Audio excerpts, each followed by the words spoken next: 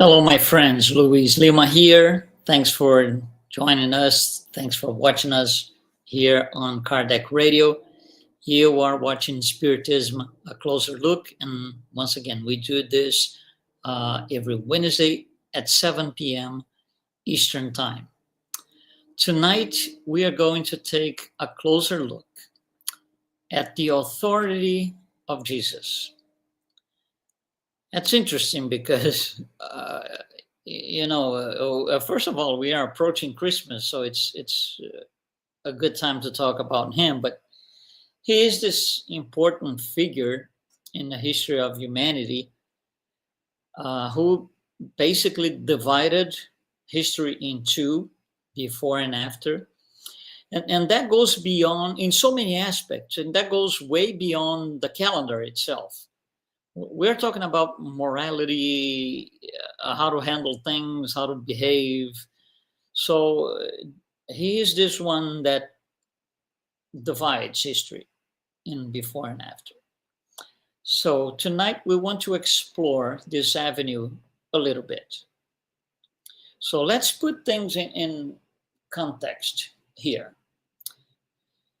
So first, he is born and he's going to be part of a culture based on Judaism. However, the Jews were under the control of the Roman Empire, where Judaism doesn't matter. What matters is what we call paganism. So we have two different belief systems. So let's talk about this a little bit. Judaism is based on a belief, a set of beliefs. For example,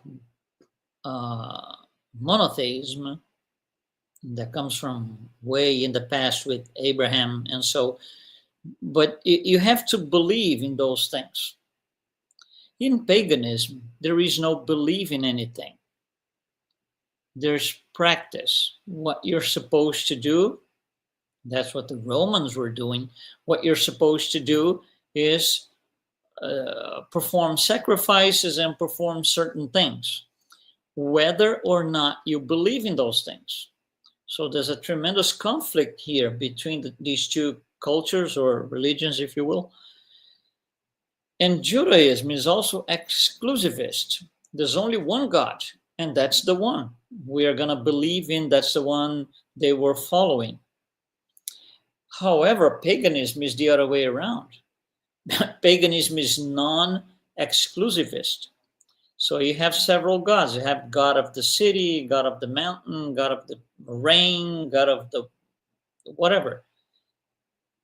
So these are conflicting belief systems. The Roman soldiers would force, in certain areas, they would force the Jews to practice sacrifices and things that they themselves, the soldiers, would have to do. And the Jews would reply with, but I don't believe this thing. I'm not going to do it because I don't believe. And the answer from the soldiers was, I'm not asking if you believe, you just have to perform these things. So there's a tremendous clash here. So Judaism propagates from the get-go through written language. It's a bookish religion. Paganism is not. There is nothing about paganism that is written somewhere. Even a piece of paper that says you should do this and this and this and this, there is no such a thing. Nothing is written. It's just, from generation to generation, word of mouth, if you will. So these are two opposing cultures. In Judaism, which is, again, a bookish religion, everything is written and well explained.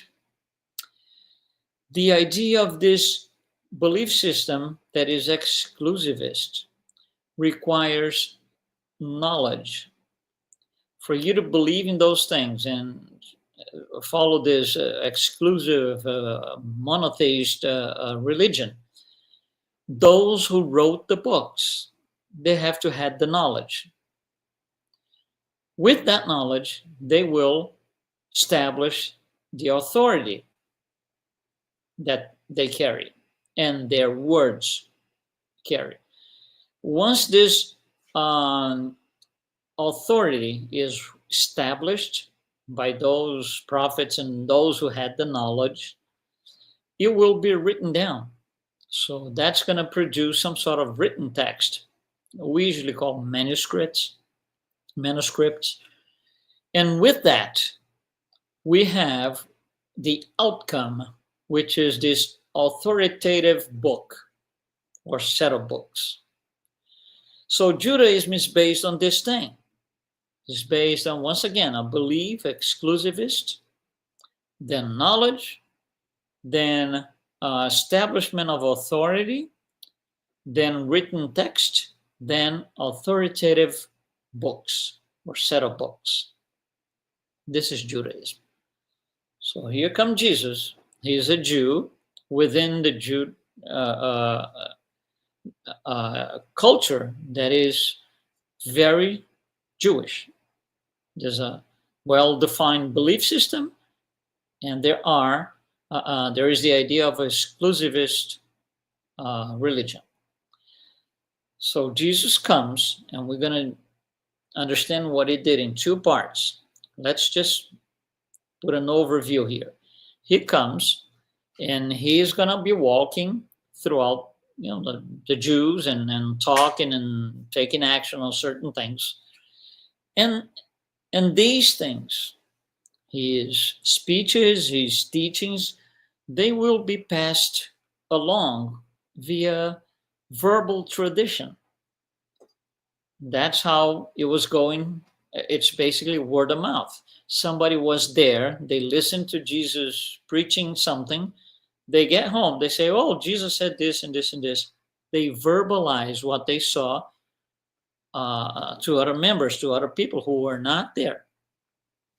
So, but there's a point where we feel the need to write that down, because verbal tradition works well, if we can call it well, within the first generation. But once that generation passes away, their sons and daughters, the thing starts to be doubtful if the information is being passed along correctly. So the idea here is to write it down. That's why in Judaism, written text or manuscripts are very important. So now we have these written words, which became the Gospels. Those are some of the written texts. From there, we go, as time goes by, much later, we go through translations and we go through interpretation. This is an overview. In a different program, we are going to detail this. We're going to go deep in details, not on this one, just as an overview. Now, when you get to written words and then translation or some form of written text, in the Gospels, there are no references to emotions whatsoever. For example, if you read a text, you have the words in front of you on a piece of paper, I love you. What exactly is the meaning of that? Is that somebody, madly in love with somebody else saying, I love you, with that, that heart? And so is it somebody's joking? Yeah, I love you. We don't know, because there are no emotions there. The Bible, the Old Testament, brings no emotions, because if you want to have the proper emotion attached to the text, you depend on a professional writer. A professional writer will write an entire chapter, maybe more, bringing the context. That was happening, this is happening, the room is like this, there's furniture here and there, they approach each other, and he says to this, I love you. That's very clear what the message was and how. You feel the emotion, because there was a tremendous uh, prior text to contextualize all of that. There is no such a thing in the Bible, so we miss all the emotions. Now, when Jesus was performing, walking around and preaching and teaching people and speaking with the population in general, if you try to understand that, it would be based on two things. First, the actions. Actions are things that he did. And second, spoken words. He was not the type to just say, do this. No, he would say, do this, but he would perform the action. So it's two different things, but he would do both. So because he was taking action and teaching people verbally about the Word of God, about Judaism and all the manuscripts, it was clear that he had a complete knowledge of what he was saying. And not only that, he was taking action. He was showing people how to do it instead of just saying, do it. No, he was the one performing that. So, because he had all this knowledge of all written things in Judaism, remember, believe first, then knowledge, then establish authority. So with time, it was clear that he was he had this incredible amount of knowledge on things, on Judaism. That would be the first step or the basis to establish authority. So as we go along, he was doing more and more, teaching more and more. And then we felt the need, like I just mentioned a few minutes ago, we felt the need to write those things because they were very important. There was authority embedded into this because he was doing what he said. So he was showing that it was possible. It would be very easy for him to say, you should do charity, for those who are sick and so. And we would listen to that and we would say, okay, that's nice. But not necessarily it leads us to do it. So he was doing it so we could see that it was possible. He was showing to us. So with that knowledge, he establishes in a very basic level his authority. Then we go into these written texts, which are the manuscripts that we call New Testament or the Gospels. And then with time, much later, after his death, these books became authoritative books or set of books. The Gospels did not have the heavy weight on what he said when he was alive. It was after he was alive because of things like transfiguration, and we're not going to get into this today. His body wasn't there when he died. They went back 3 days later. He wasn't there. That kind of reinforces the authority that he expressed while he was with us. So all those written texts that were circulating at the time, small fragmented texts, became very important. So now it became a goal to write that down. He was gone already. But let's write this down because this is going to be very important. So the authority of the written text or the manuscripts comes even after he was dead. But that's how things were done in Judaism. So once he was able to establish this authority in the first years of, I'm not even going to say Christianity, but let's say in the first couple of decades after he was dead, That's when these manuscripts were starting to circulate, maybe even longer, 30, 40 years.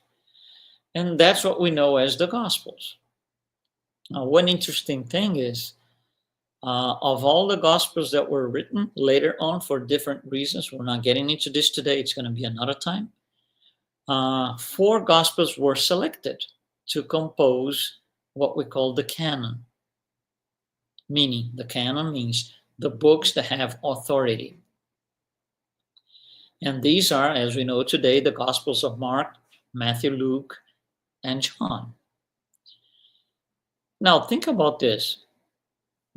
It doesn't really matter for us today who wrote these Gospels. The name of the person who wrote these Gospels, the physical person who wrote this Gospel is not important for us today. Now, somebody did write them.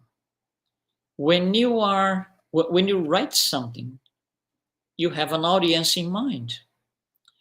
For example, a very simple example.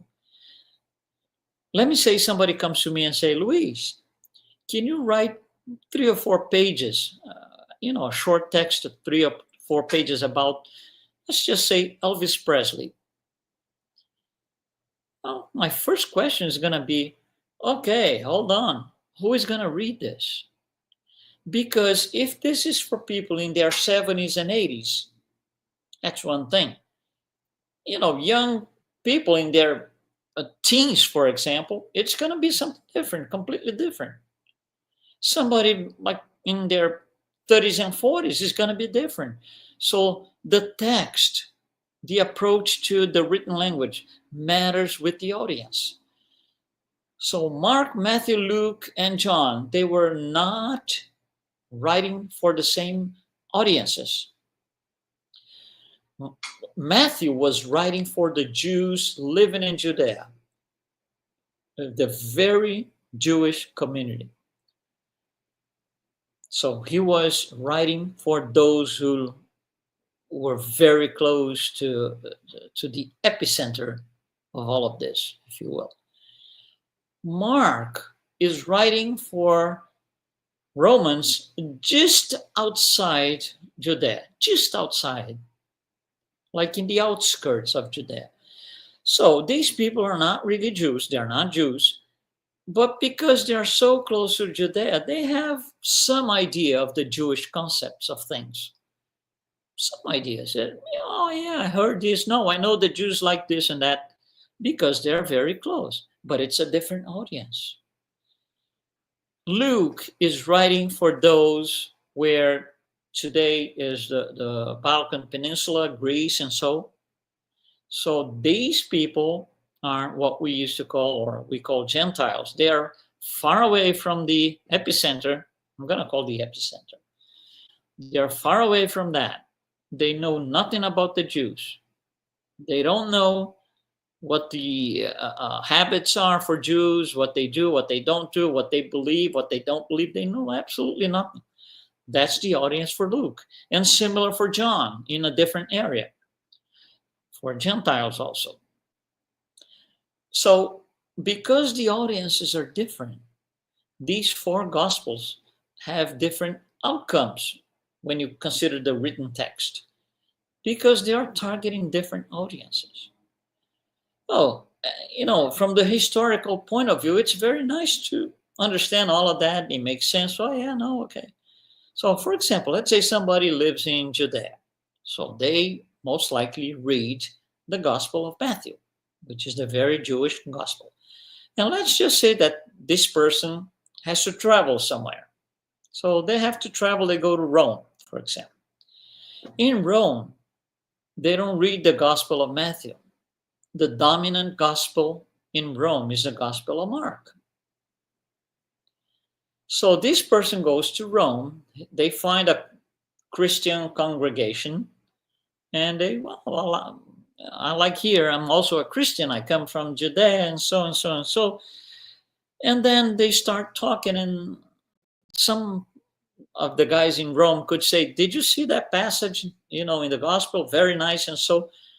And the other guy's going to say, which passage? There is no such a thing. Why? Because they're not reading the same thing.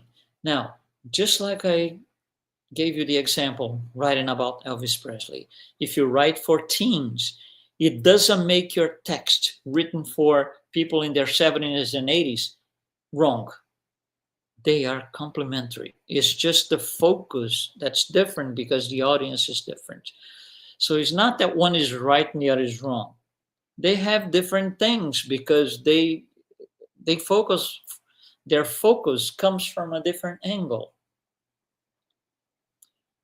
Okay, so Christianity goes about this way, writing or reading actually different gospels in different places throughout the empire.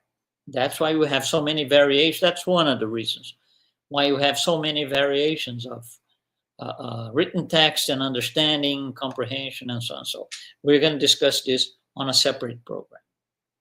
So it's nice to know that Mark wrote for the Romans outside Judea, that Matthew wrote for the Jews, and Luke wrote for the Greeks, or Greece is today, and John wrote for the Gentiles. It's nice to know. Now, we know now these four audiences for these four evangelists. But my question is, who is the audience for Jesus? Who is it talking to? That becomes interesting, doesn't it?